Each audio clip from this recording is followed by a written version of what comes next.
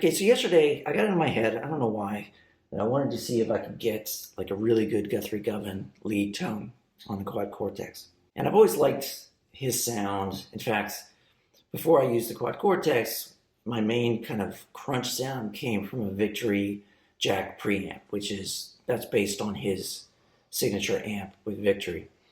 And I've modeled that in the quad Cortex. In fact, we're going to use it here.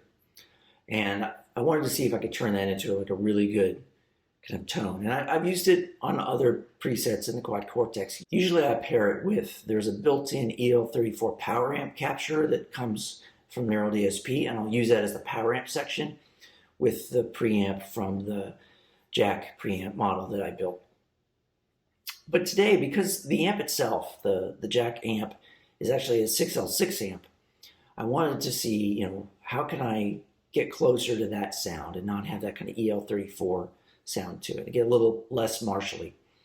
And so I ended up doing something a little bit odd, and I wouldn't typically do this, but what I did is I used the Kraken and I kept the gain really low, and we're using the 6L6, we're turning the focus on, so we're getting that nice tight kind of 6L6 without too much crunch to it.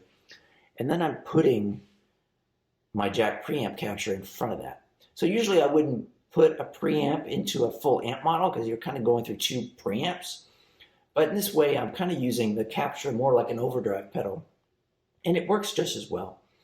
And I've got the volume down a little bit just because I'm trying to keep it at unity in terms of when I engage it. I don't want it pushing the Kraken. And then I'm bringing the treble down just to smooth out the tone a little bit. So for a cab, I'm running through my standard Mesa 4x12 that I use for most of my crunch sounds. For ambience, we've got a stereo analog delay here. Delay time's pretty short and the feedback's pretty high. Guthrie seems to be one of those guys that likes to use delay to almost create more of a reverb kind of effect. Mike Stern's the same way. I think Andy Timmons is this way as well. They don't use a lot of reverb. They tend to use delay more to get that ambience. And then I do have a little bit of hall reverb on the end. Mix is really low. Again, I'm just trying to smooth out the edges of the delay. I'm not adding a lot of reverb from the hall itself. The other thing I'll say is that from what I've seen from some Guthrie settings is he tends to keep the delay and the reverbs pretty warm. So you can see that the high pass here is pretty low. So it's letting in a lot of low frequencies, and then the low pass is about at 4200. So that's cutting off some of the higher frequencies. So here's the Kraken on its own.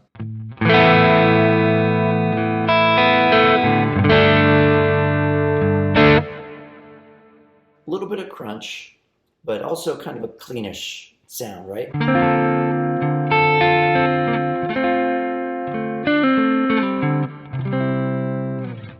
And then what I'm doing is I'm hitting that with the Jack preamp in the front to get the really thick sound.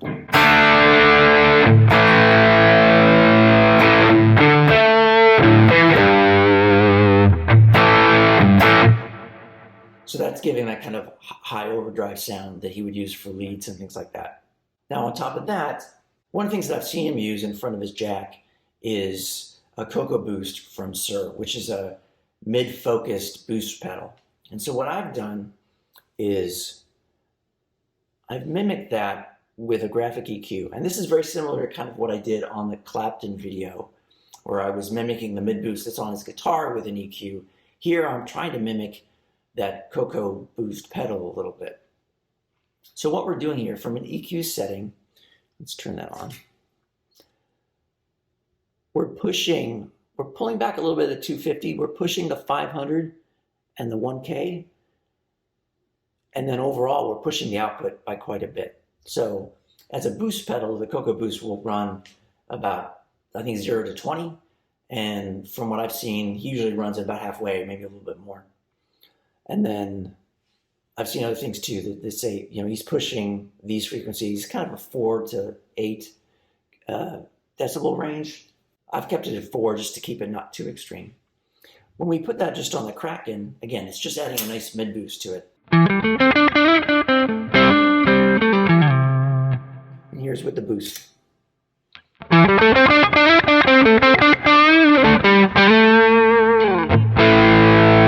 You can hear here, that's adding a lot of girth just with a Kraken. When we put the jack in, it really fills out.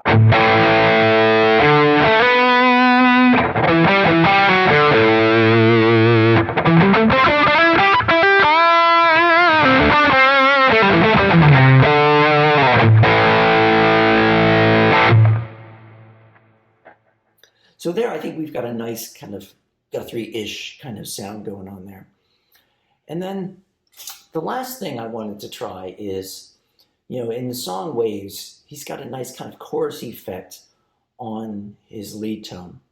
And I was watching a video with John Cordy, who was creating Guthrie Govan lead tone on the Helix, and he was using a device on the Helix called a doubler, almost like a chorus, but a really light chorus. And so I wanted to try to do that on the Quad Cortex. And I tried a few different things. Obviously, there's the chorus blocks you could try. I wasn't sure I could get that tone with those. I tried using a pitch shifter just with a slight pitch shift on it. That wasn't working for what I needed either. What I ended up doing was adding in a delay. So I'm using a dual delay. And if you can see, the mix is pretty high. Feedback is off. And the delay times are super short. I've got one delay set to 12, one set to 24. And then I've got the mod depth up all the way and turn up the mod rate a little bit. And this is giving me like a really subtle but noticeable doubling effect on the guitar tone. So if we go without it, it sounds like this. When we turn it on, it sounds like this.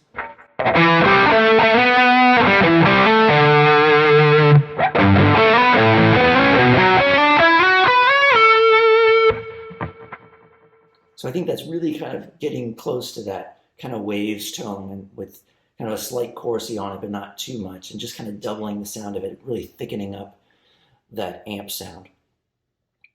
So I was pretty happy with this, but I wanted to keep digging and make sure that, am I getting this right? And I found some stuff from Fractal that kind of led me down a different path. So let's go look at that now. I came across this page where Fractal was giving away some presets from famous artists, and there was a Guthrie Govan one. So I downloaded it. Unfortunately, the Fractal preset files are binary, so you can't just read them with a text editor. So I needed to find some way to read this file without owning a Fractal device.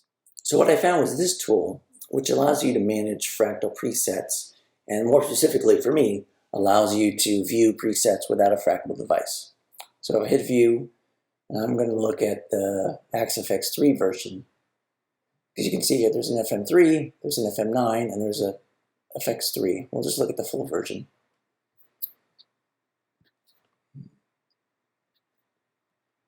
So you can see we can view the preset. We can see the paths here, and it's an interesting preset. So if we look at the preset here, you can see the input starts here, and then he's running it through some synth and wall blocks, and then he's doing a send, and then the return comes in down here. So there's some external device that he's looping in the middle here. So what we're going to do is we're going to start from the return and just kind of do the amps and cabs and delays and reverbs and things. We'll leave out the synth and the wall and whatnot. So what we've got here is after return, it's coming in and it's splitting. There's an amp up here, and there's an amp here, and then after this amp, it's splitting off into a wet path with a compressor, a chorus, or reverb. And then there's a dry path, and all that's going into the cab, another delay, and a reverb. So if you look up here at the scenes, there's really three main scenes here. You've got one, which is what he calls main. Two is a synth. We're going to ignore that. Here's the solo patch, and here's the clean. Clean is in quotes. So if you look, scene one is using just this dry path. Amp, cab, delay, reverb, out. It's not using these compressor, chorus, reverb, or this other amp. Same with the solo path. It's not using those. So those are only getting used for the clean path. So for the clean path, he's running the dry signal from this amp, plus the wet signal, plus he's adding in this other amp.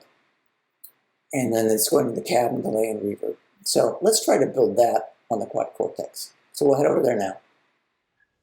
Okay, so here's my attempt to recreate that Fractal patch in the Quad Cortex. So there's a couple things here. So the main amp that he's using for his main scene on the Fractal is a Freeman. And so I chose the Freeman 100 rhythm here. So the gain's at 8.2, bass about half, pushing the mids and the treble a little bit, and the presence a little bit. Master's about half. We got the voice on, but everything else is off. And that's just a really thick overdriven sound.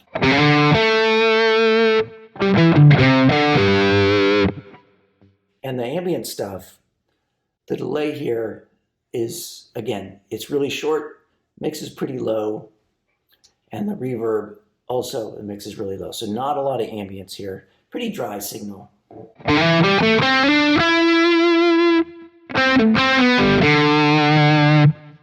So that's his kind of main tone. And then he has his lead tone, which does add a little bit more mix on the delay. Other than that, it wasn't much different. What I did was the Fractal Freeman model, you can do a mid boost on it. So I went back and I pulled in my mid boost that we did on the other preset, and I added that to the Freeman, and it sounds like this. We do it without the mid boost.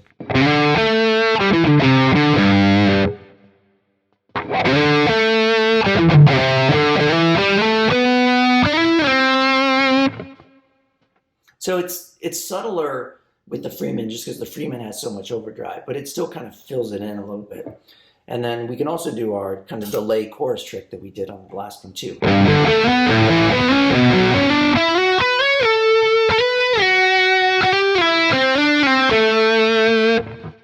I think this works pretty well.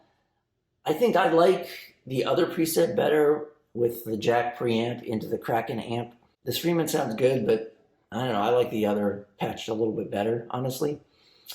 And then the clean tone is a little strange because when you go to the clean tone, one, it's switching to a Mesa Boogie amp. Now on the Fractal, I think he's using, it's a Mark IV model. That doesn't exist on the Quad Cortex. And I wasn't sure what amp would be the right substitute, but since we're doing a clean tone, I just kind of defaulted to using a Lone Star. So like on the Fractal settings, we're doing 4.5 bass and mid, pushing the treble a little bit, pushing the presence a little bit, keeping the master about halfway. And then you've got this path here that's a wet path that's doing a compressor and a chorus and a delay and a reverb, sorry. I ended up putting a gate in front of it just because doing it after the amp like it does in the Fractal, that compressor was getting really noisy. And so I felt like I needed a noise gate here, even beyond just the input gate. And so that's, let's turn this off. And so that by itself sounds like this.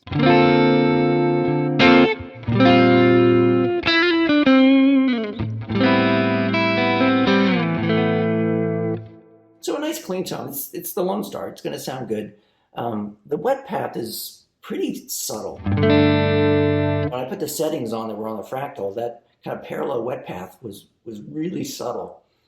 And maybe it needs a little bit more, but I kept it as it was on the Fractal. And then the second amp that's getting turned on the Fractal was a Freeman. And it was the same Freeman settings as was from the lead tone. I was a little surprised because that's a lot of gain, and to me it didn't match up well with a clean amp at all. And so what I ended up doing was backing off the Freeman model and using the clean with the settings that are in the Fractal. So volume at 8, bass, and then pulling back the treble and the presence. And when you add that into the clean tone, it then sounds like this.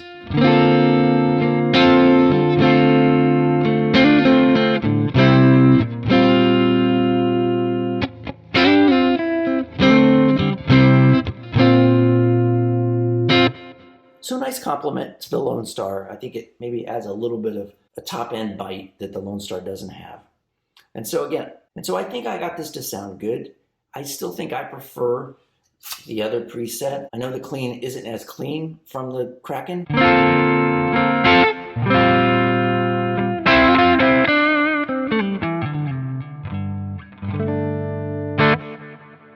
And so if we compare the lead tones, like here's the Kraken with the jack in front of it.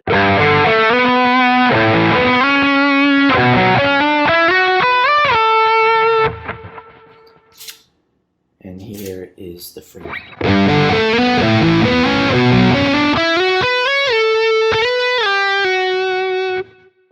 You can hear the Freeman has a lot more oomph to it just because there's so much more gain.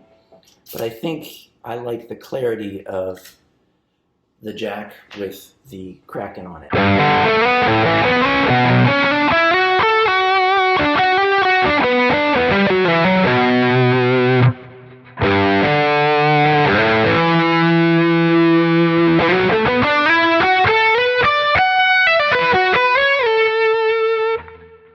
So anyway, I'll make both of these presets available on my Neural account.